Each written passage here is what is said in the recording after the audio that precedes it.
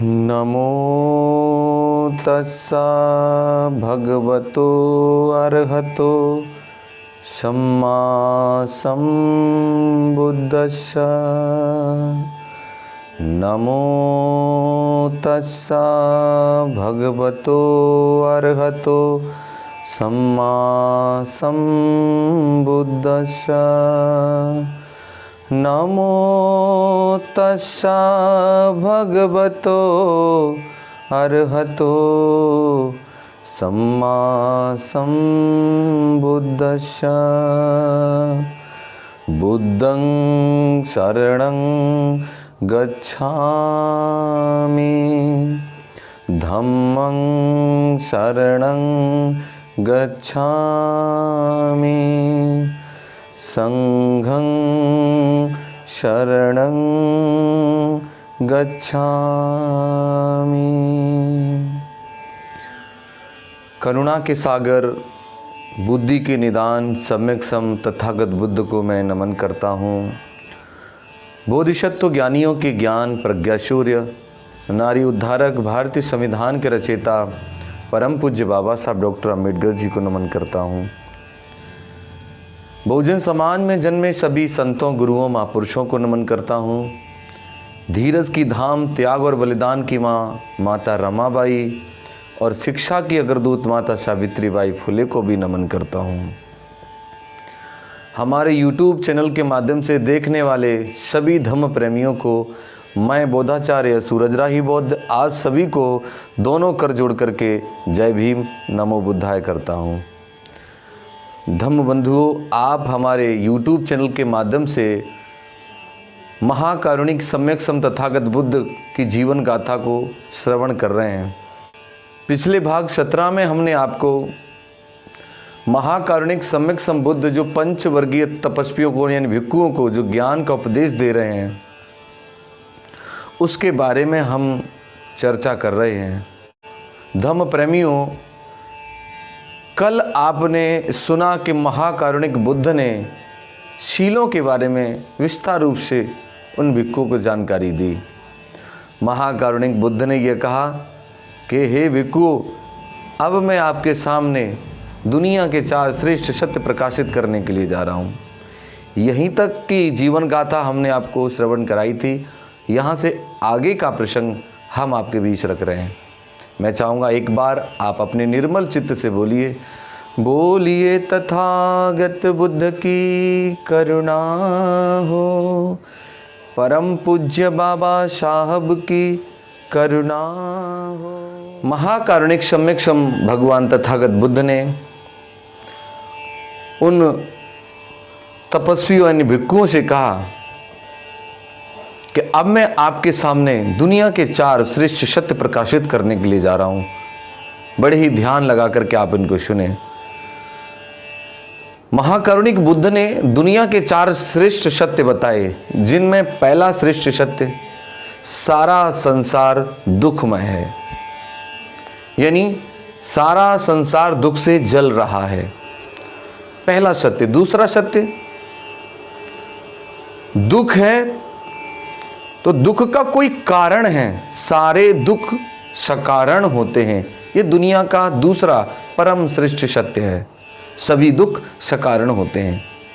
तीसरा परम श्रेष्ठ सत्य बुद्ध ने बताया, दुख का निवारण भी है।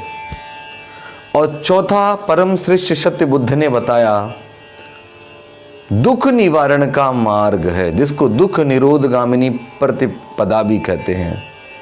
ये 4 सत्य बुद्ध ने उन लोगों को बताया। दुख है, दुख का कारण है, दुख का निवारण है और दुख निवारण का मार्ग है।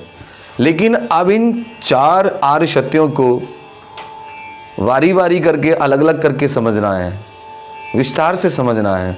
जैसा कि मैंने कहा कि बुद्ध ने पहला आर्य सत्य बताया कि सारा संसार दुख है, यानी पूरा जो जीव जगत है वो दुख से जल रहा है। तो दुख क्या है? सबसे बड़ी बात सामने निकल कर के आती है, दुख क्या है? दुख के अस्तित्व को कैसे स्वीकार करें हम कि दुख है? तो बुद्ध ने उन भिक्षुओं को बताया कि सुनो, मैं आपको बता रहा हूं कि दुख क्या है। दुख में पहली बात बुद्ध ने बताई कि जन्म दुख है। संसार में जन्म लेना दुख है। जन्म लिया, जन्म ही नहीं होता तो दुख नहीं होता। सबसे जो मूल कारण है वो पहला तो जन्म है, जिसको हम पाली में जाति कहते हैं। जाति दुख है, यानी जन्म दुख है, पहली बात। दूसरी बात भगवान तथागत बुद्ध ने बताई, जरा भी दुख है। जरा कहते हैं बुढ़ापे को, यानी बुढ़ापा दुख है। तीसरी बात बुद्ध ने बताई मरण। मरण बोले तो मृत्यु, मृत्यु भी दुख है। चौथा दुख बताया भगवान बुद्ध ने शोक, रोना पीटना। एक एक बात को ध्यान मगन होकर के सुनने की जरूरत है। पांचवी बात बुद्ध ने बताई परिवेद, यानी परिवेद का मतलब होता है शरीर में व्याधियों का लगना दुख है। पांचवी बात के बाद तथागत बुद्ध ने अगली बात कही उपायास। उपायास बोले तो हैरानी परेशानी भी दुख है। दो मनुष्य, मन में राग द्वेष और मोह का उत्पन्न होना भी धम्म प्रेमियों दुख है। आठवीं बात बुद्ध ने बताई अप्रिय लोगों का मिलन दुख है। नौवीं बात बुद्ध ने बताई प्रिय लोगों का बिछुड़ जाना दुख है। और 10वीं बात बुद्ध ने बताई वो है इच्छित वस्तुओं की प्राप्ति का न होना। ये 10 कारण बुद्ध ने दुख के अस्तित्व को स्वीकार करने को बताए। अब आप खुद चिंतन मनन करिए, पूरे पृथ्वी जगत पर जितने भी लोग रह रहे हैं, आप बताइए क्या उन पर बुढ़ापा नहीं आएगा? बुढ़ापा अगर जिंदगी जिएगा तो सब पे आएगा। तो बुढ़ापा दुख है, यानी जैसे जन्म दुख है, जन्म लिया तो जन्म दुख, बुढ़ापा दुख।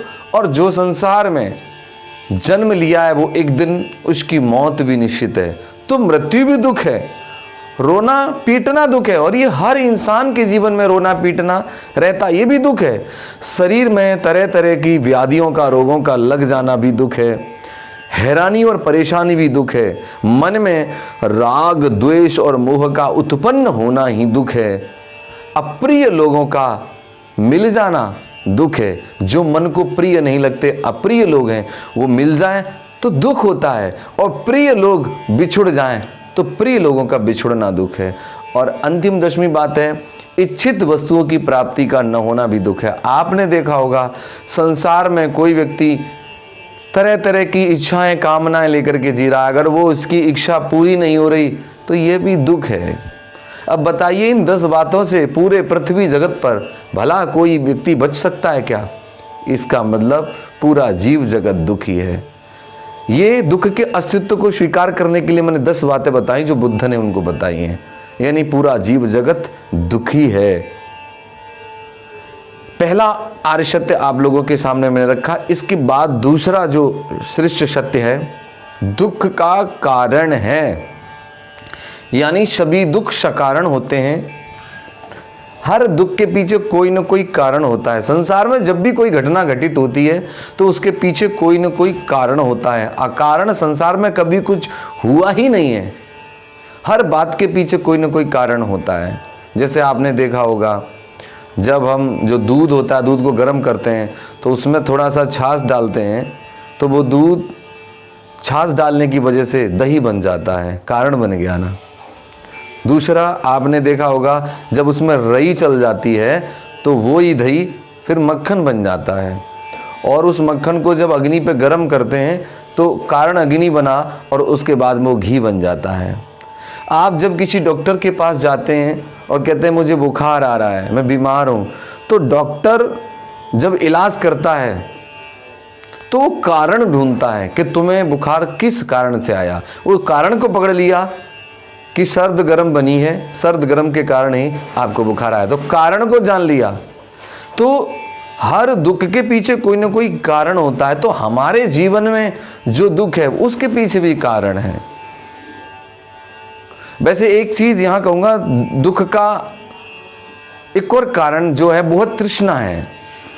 तृष्णा 3 प्रकार की होती है, काम तृष्णा, भव तृष्णा, विभव तृष्णा। काम तृष्णा क्या है? जो संसार में लोग काम सुख भोगों के वशीभूत होकर के अपने जीवन को जी रहे हैं, वो काम तृष्णा के वशीभूत होकर के दुख उठा रहे हैं। भव तृष्णा, जो इंसान संसार में जन्म लेते हैं और जन्म लेने के बाद उन्हें संसार छोड़ना बहुत ही अप्रिय लगता है, वो भव सागर में फंस करके दुख उठा रहे हैं, यानी भव तृष्णा के तहत। और विभव तृष्णा, मरने के बाद सुख की प्राप्ति की इच्छा रखना और उसके लिए तरह तरह के क्रियाकलाप कर्मकांड, तरह तरह से अपने शरीर को पीड़ा देना, इस तरह के कृत्य धम्म बंधु विभव तृष्णा के अंतर्गत आते हैं और वह व्यक्ति संसार में विभव तृष्णा के वशीभूत होकर के दुख उठाता है। लेकिन यहाँ मूल बात को समझना बहुत जरूरी है। जैसे मैंने अभी पहले आर्य सत्य में कहा कि दुख है, दुख के 10 कारण आप लोगों के बीच में रखे जो बुद्ध ने बताए, और दूसरा श्रेष्ठ सत्य है कि दुख का कारण है। तो क्या कारण है, दुख की उत्पत्ति कैसे होती है, ये बात समझना है। वैसे ये टॉपिक जो है वो बहुत ही गंभीर और जटिल टॉपिक है, लेकिन थोड़ी सी छाया डालने की कोशिश कर रहा हूँ। रूप यानी ढांचा, शरीर में यानी वेदना, अनुभूति, और उसके बाद में संज्ञा यानी भाव और वस्तुएं, और अगली चीज संस्कार, भाव और वस्तुओं पे पड़ने वाला स्थायी प्रभाव, और पांचवी चीज मन यानी विज्ञान, जिसको चेतना भी कहते हैं। ये रूप, वेदना, संज्ञा, संस्कार, विज्ञान को हम नाम भी कहते हैं। तो नाम रूप ही दुख उत्पत्ति का कारण है। जब आप धम्म का अध्ययन करेंगे, धीरे धीरे इस धारा में आगे बढ़ेंगे, तो एक एक चीज समझ में आने लगेगी धम्म बंधुओं। फिर कभी आप मेडिटेशन करेंगे, समाधि लगाएंगे, विपश्यना सीखेंगे, तो समझ में आएगी एक एक बात। धम्म बंधुओं, दुख, दुख का कारण, दुख का निवारण, दुख का निवारण भी है। अगर दुख है, उसका कोई कारण है, तो कारण का निवारण भी है, ऐसा बुद्ध ने बताया। और चौथी बात जो बुद्ध ने बताई वो बात है दुख निवारण का मार्ग। चौथा परम श्रेष्ठ सत्य, दुख निवारण का मार्ग, दुख निरोध गामनी प्रतिपदा। ये चौथा परम श्रेष्ठ सत्य जो है, ये क्या है? बुद्ध ने इसको आर्य अष्टांगिक मार्ग कहा, बुद्ध ने इसको मध्यम मार्ग कहा, जो दुख निवारण का मार्ग है। चौथा जो मार्ग है, चौथा जो परम श्रेष्ठ सत्य है, वो आर्य अष्टांगिक मार्ग है। ये दुनिया के 4 श्रेष्ठ सत्य बुद्ध ने उन भिक्षुओं के समीप, उनके सामने रखे, उन्हें बताए। श्रेष्ठ सत्य बोले तो जिसमें ना इंच पर घटाया जा सके, ना इंच पर बढ़ाया जा सके, यानी जो बात जैसे है वो यथार्थ है। तो बुद्ध की बात उस जमाने में कही बात आज भी सत्य है धम्म बंधुओं। बुद्ध की बात को नकारा नहीं जा सकता। बुद्ध ने जो कहा है जी शाश्वत है वो। लेकिन एक एक चीज का समझना अत्यंत आवश्यक है। मैंने देखा है बहुत सारे लोग, बहुत सारे बहुजनवासी भगवान बुद्ध के धम्म की बात करते हैं कि बुद्ध का धम्म कल्याणकारी धम्म है, सबका कल्याण होता है इससे। तो एक सवाल उठता है, क्या आपका कल्याण हुआ? अगर बुद्ध का धम्म कल्याणकारी है तो आपका कल्याण हुआ? नहीं हुआ, क्योंकि सही मायने में हमने अभी धम्म को समझा ही नहीं है। और जब तक धम्म को समझोगे नहीं, जीवन का कल्याण हो नहीं सकता। परम पूज्य बाबा साहब डॉक्टर अंबेडकर जी ने जब दुनिया छोड़ के गए, उससे पहले एक ग्रंथ देकर के हम लोगों को गए। उस ग्रंथ का नाम है बुद्ध उनका धम्म। मैं तो कहता हूं बाबा साहब अंबेडकर जैसा ज्ञानी पूरे वर्ल्ड में, पूरी दुनिया में नहीं हो सकता। बाबा साहब अंबेडकर ने धम्म का वो सार उस छोटी सी पुस्तक, उस छोटे से ग्रंथ में, बुद्ध उनके धम्म में उसको समाहित कर दिया है। लेकिन कारण क्या है कि हमारे लोगों ने अभी तक उस पुस्तक का अध्ययन नहीं किया, अभी तक उस पुस्तक को पढ़ा नहीं। पहले तो मैं ये कहूंगा कि ये पुस्तक इतनी अच्छी है कि आपके मन में जितना भी ढोंग, पाखंड, अंधविश्वास जो भरा पड़ा है, अगर आपने इसको धीरे धीरे करके पूरा पढ़ा तो मन आपका निर्मल होता चला जाएगा। एक बार में समझ में ना आए तो दूसरी बार में समझिए, तीसरी बार में समझिए, लेकिन इस ग्रंथ को आप अपने घर पर जरूर पढ़िए।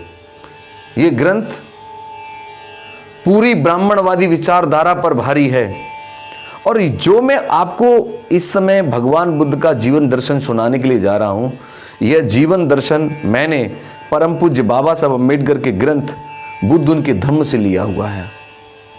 तो महाकारुणिक सम्यक सम बुद्ध उन पंचवर्गीय तपस्या भिक्षुओं को दुनिया के 4 श्रेष्ठ सत्य बता रहे हैं। तब उन्होंने बताया है कि पहला सत्य, संसार में दुख है, दुख का कारण है, दुख का निवारण है और दुख निवारण का मार्ग है। और दुख निवारण का जो मार्ग है वही सबसे महत्वपूर्ण बात समझनी है। कभी कभार मैंने संसार में देखा कि बहुत सारे लोग संसार में जन्म लेते हैं और तरह तरह की स्वर्ग नरक की बात करते हैं, तरह तरह की बात करते हैं, मरने के बाद क्या होगा, स्वर्ग मिलेगा कि नहीं मिलेगा। लेकिन भगवान बुद्ध ने जो मूल जोर दिया है वो इस बात पे दिया है कि जीवन में दुख है, यानी संसार में दुख है और दुख है तो इसका कोई कारण है। तो अब आपका मूल उद्देश्य है कि जो दुख है उस दुख का नाश कैसे किया जाए, उस दुख को दूर कैसे किया जाए। और उस दुख को अगर यदि दूर करना है तो बुद्ध ने चौथे परम श्रेष्ठ सत्य में आर्य अष्टांगिक मार्ग दिया है। आर्य अष्टांगिक मार्ग ही मध्यम मार्ग है, आर्य अष्टांगिक मार्ग ही विनय का मार्ग है, आर्य अष्टांगिक मार्ग ही अनुशासन का मार्ग है। इसको समझना बहुत आवश्यक है धम्म प्रेमियों। मैं ऐसा विश्वास करता हूं ये दुनिया के 4 परम श्रेष्ठ सत्य आपको समझ आए होंगे। अब मैं आर्य अष्टांगिक मार्ग की चर्चा करूं तो मुझे ऐसा लगता है कि यही तो सबसे महत्वपूर्ण टॉपिक है जो समझने की जरूरत है।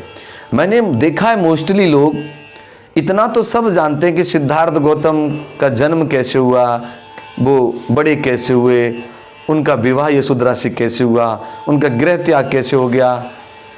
लेकिन बुद्ध की कथा या बुद्ध का जीवन दर्शन तो सही मायने में तब शुरू होता है जब बुद्ध, सिद्धार्थ गौतम बुद्ध बन जाते हैं। तो आगे का जो टॉपिक है आर्य अष्टांगिक मार्ग, इसको समझना बहुत ज़रूरी है।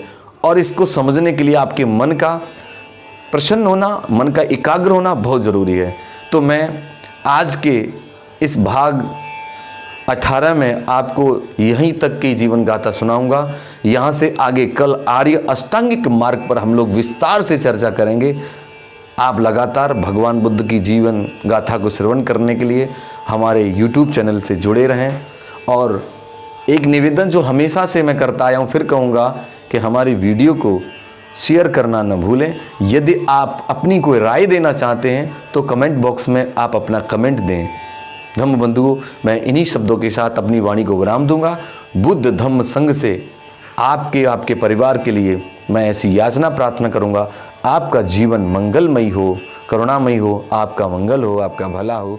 जय भीम, नमो बुद्धाय।